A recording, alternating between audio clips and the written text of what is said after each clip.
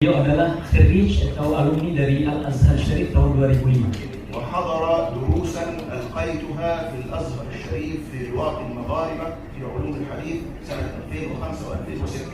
Dan beliau hadir di Ruwaq Al-Azhar di Ruwaq Maghribiyah tahun 2005 dan 2006 mendengar hadis. وأنا اليوم في فرح عظيم به. Dan beliau sangat senang pada kesempatan ini bertemu dengan muridnya. لأنه ثمرة ناضجة من ثمار إندونيسيا ومن ثمار مصر والأزهر معا. Karena beliau adalah salah seorang yang sukses dari abna Al-Azhar. وأنا أعتز به أن يكون تلميذ الأمس وزميل اليوم.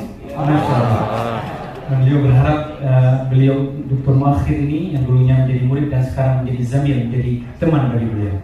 وأدعو له ولكم جميعا بكل التوفيق. Dan Allah Syekh berdoa